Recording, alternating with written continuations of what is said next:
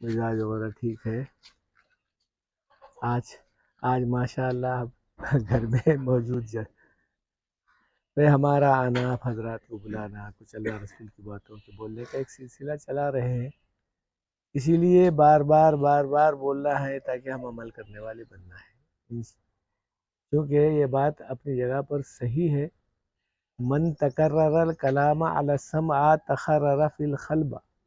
جو بات بار بار سنی جاتی ہے وہ آدمی کے کانوں کے ذریعے سے دل پر اترتی ہے. جو بات دل پر آتی ہے وہ عمل کرنا آسان ہو جاتا ہے. 4 چیزیں ہیں انسان کے دل کو پہنچانے والی باتیں. آنکھوں کے ذریعے سے کوئی چیز دیکھتا ہے تو اس کا اثر جمتا ہے. زبان سے کوئی بولتا ہے تو اس کا اثر جمتا ہے.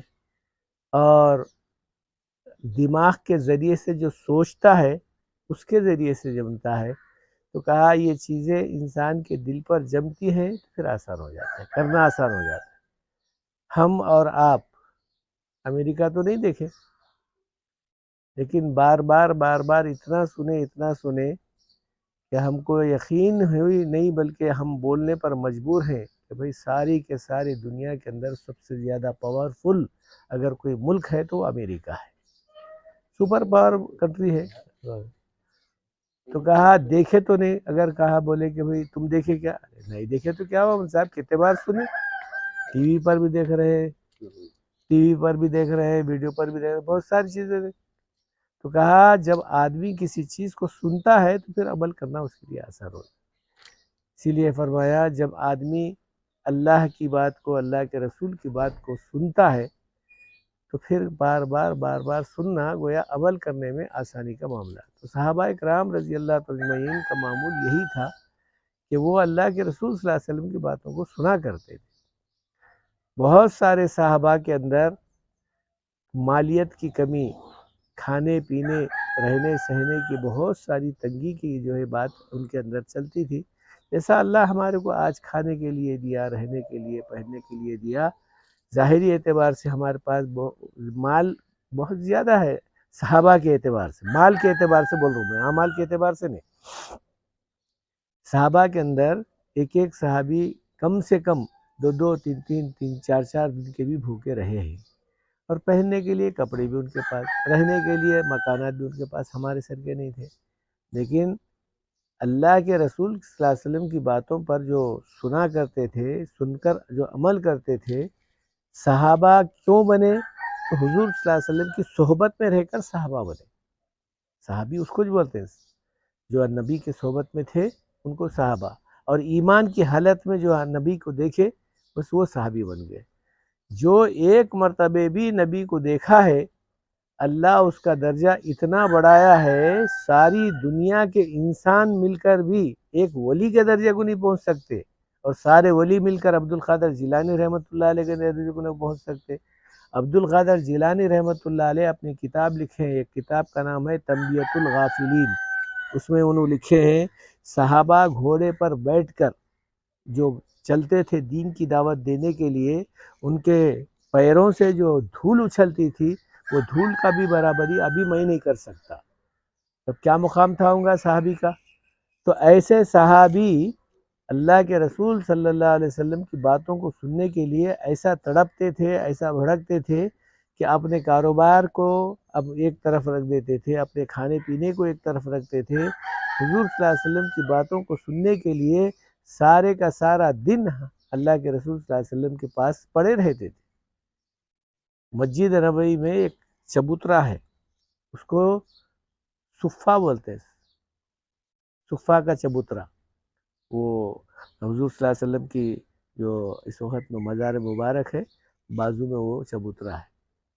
تو صحابہ کا ایک بہت بڑا عملہ، تقریباً 70 سے لے کر 100 تک کا صحابہ وہاں پر بیٹھے رہتے تھے. صبح سے لے کر شام تک نہیں بلکہ زندگی بھر تک بیٹھے رہے ہیں. جس وقت میں اللہ کے رسول صلی اللہ علیہ وسلم آخری وقت میں ہے اس وقت میں 101 صحابہ کا جو ہے اس کے اندر تذکر آیا ہے یہ سننے کے واسطے. تو صحابہ کا 2 جو ہے گروپ تھے. ایک گروپ کام کرنے کے لیے جاتا تھا، اب کام کرے بغیر پیٹ کے سنبھلے گا آدمی کا؟ تو ایک گروپ جاتا تھا کام کرنے کے لیے، بول کر جاتے تھے وہ جو نبی بتا رہے ہیں، سنا رہے ہیں، ہم کو شام میں آنے کے بعد میں تم سنانا. تو صبح سے شام تک بیچارے کام کر لیتے، آتے اپنا پیٹ کا جو ہے معاملہ کر لیتے، شام میں آ کر وہ باتیں سن لیتے تھے۔ دوسرے روز یہ صحابہ جو بیٹھے ہوئے تھے یہ کہا بولتے تھے کہ بھئی تم آج سنو، ہم لوگ کا کام کر لیتے، اپنے پیٹ کا جو ہے دیکھ لیتے۔ تو اس طریقے سے معاملہ سننے سنانے کا معاملہ رہا ہے۔ آج حدیثیں جو کتابوں میں لکھی گئی ہے، اللہ کے رسول صلی اللہ علیہ وسلم نے جو بتائے ہیں، وہ چیزوں کو صحابہ محفوظ کر کے کتاب کی شکل بنائے۔ تو اللہ نے ایسا جو ہے معاملہ کیا تھا صحابہ کے اندر، نبی کے بات کے علاوہ کوئی بات سننا ان کے لیے کوئی خاص طبیعت نہیں چاہتی تھی ان کی، انہیں کوئی مزہ ہی نہیں آتا تھا، کھانا کھانے میں اتنا مزہ نہیں، زندگی کا جو ہے کوئی چیز کا جو ہے چکنا ان کے لیے اتنا مزہ نہیں جتنا نبی کے باتوں کے سننے کا مزہ ان کو آیا کرتا تھا۔ آج ہمارا ماحول سننے سنانے کا دین کی باتوں کو بہت دور ہو گیا۔ آج دنیا کی باتیں سننے کے لیے ہمارے کان یہ جو ہے چل رہے ہیں، ریڈیو سننا، ٹی وی سننا، دنیا کی چیزوں کا جو ہے خبریں سننا، اخباروں کا معاملہ سننا وغیرہ ہوگا۔ ہمارا معمول یہاں تک آپ پہنچ گیا ہے کہ اللہ کے دین کی باتوں کو سننے کے لیے مسجد میں ہفتے میں ایک آدھ مرتبہ بھی اگر ہم 5-10 منٹ یا ایک آدھا گھنٹے کا جو ہے جمع ہونا ہمارے لیے بہت مشکل کا مسئلہ ہو گیا۔ تو کہا جہاں سننے کا معمول ختم ہو گیا ہے تو پھر عمل کرنا ہمارے لیے بہت مشکل کا مسئلہ بن گیا ہے۔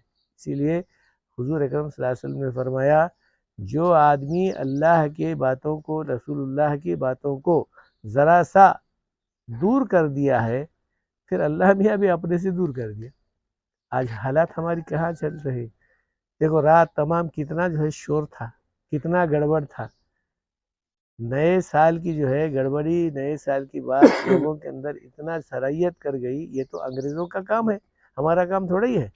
ہمارا کام تو یہ تھا کہ اللہ کے رسول صلی اللہ علیہ وسلم کی جو باتیں بتائی ہوئی ہیں اس چیز پر عمل کر کے دوسروں کو بتانے کا معاملہ تھا، لیکن بجائے اس کے کہ ہم بھی آج ان کے اندر شامل ہیں۔ یعنی نئے سال کوئی اس کے اندر کوئی کسی قسم کی کوئی یہ نہیں ہے۔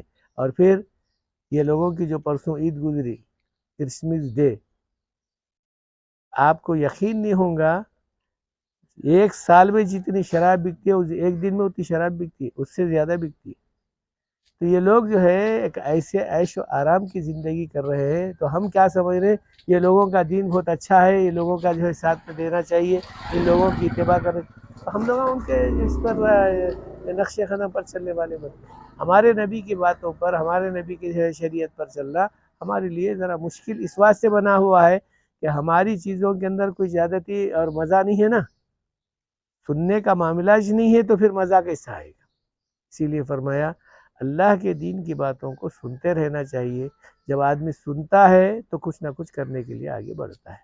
تو بہرحال آج کا ہمارا یہ سنانا، بلکہ یہ بار بار آپ لوگوں کو جو ہے آ کر بات بتانا، یہ اسی لیے ہے تاکہ ہم عمل کرنے والے بنیں۔ تو صادق بھائی سے خاص گزارش ہے، فجر کی نماز کی پابندی ہونا چاہیے، کیونکہ باقی نمازیں تو آدمی ہوشیار رہتا ہے، اپنے جو ہے کاروبار میں رہتا ہے، کہیں بھی جو ہے ادا کر سکتا ہے۔ پوری زمین ہمارے لیے جو ہے اللہ نے عبادت گاہ بنا دیا ہے، کوئی ضروری نہیں ہے کہ اسی مسجد میں آ کر پڑھے، بلکہ جہاں موقع ملا وہاں پڑھے۔ مگر فجر چونکہ ہماری گھر کے قریب کا معاملہ ہوتا ہے، گھر میں رہتے ہیں ہم لوگ، گھر کے قریب کی مسجد کو آباد کرنے کی فکر کریں، ٹھیک ہے نا؟